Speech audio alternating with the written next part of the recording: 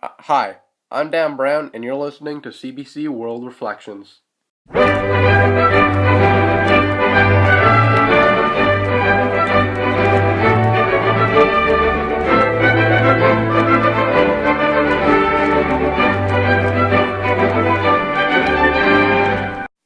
Good evening. Today we'll be talking about Iraq in the 1920s. Joining me to discuss this topic will be Mr. John Scully, a former British officer. Thank you, Diane. Very pleased to be here. So, to start off, let's talk about how the British actually took over Iraq. Well, that's an interesting question. The British didn't so much as take it over as they did inherit it. So, after the Ottoman Empire was destroyed, somebody kind of had to take over Iraq and run things. So, the British were basically mandated to do that. So, you were on the ground as a British officer why this was all going on. So, how did the Iraqis kind of respond to this takeover of the British Empire? So the people were pretty angry at us, pretty resentful, and we did two things that really kind of ignited that, and those two things were we created a law where the land rights changed, and that really pissed off a lot of the rural village kind of leaders, and we also created a tax on a sacred Sunni burial area, and that really pissed off that group. And also, the Ottomans were still pretty resentful of us.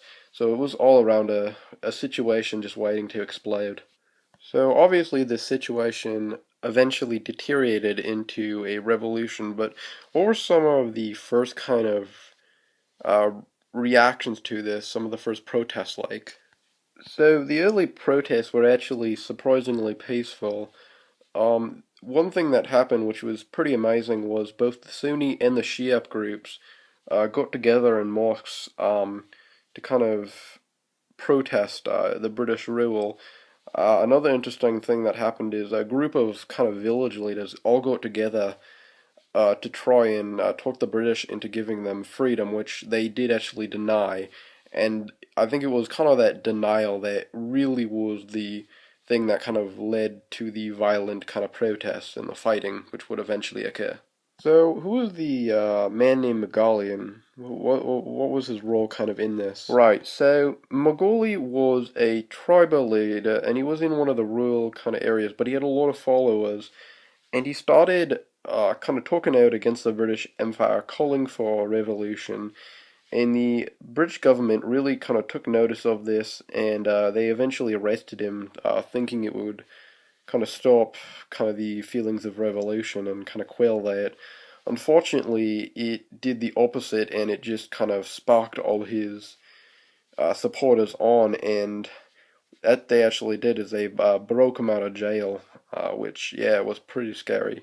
So after that initial breakout, that's when the revolution really kind of got underway and things got violent. So they actually ended up taking over parts of Baghdad and the lower part of the Euphrates River. So things were getting pretty bad. So was it at this point that the British government really started taking notice of the situation? Oh yeah, certainly, and I think especially Churchill definitely got involved at this point. So Uh, units from Iran were sent over, including two bombing units, which were used very effectively. And this was, as far as I know, one of the first times that they were used kind of on rural areas. And the bombs were really, really effective on quelling a lot of the revolutionaries, and they just caused kind of devastating destruction on them.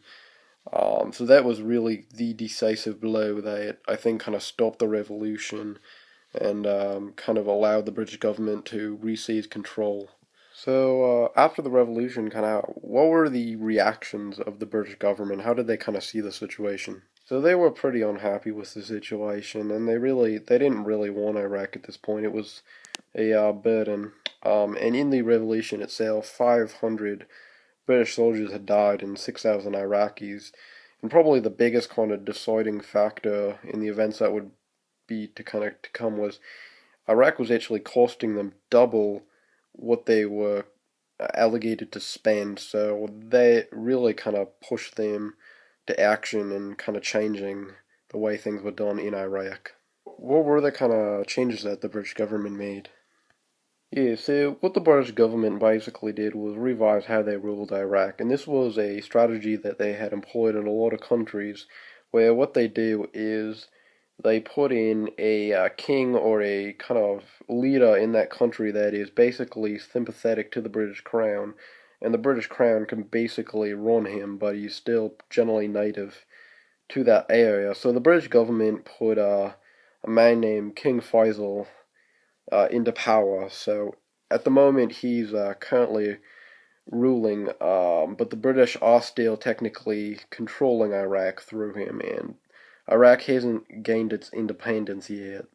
So we're just kind of waiting to see what happens. All right, well, that's all the time we have for. Thank you so much for joining me, and as always, see you next week, Canada.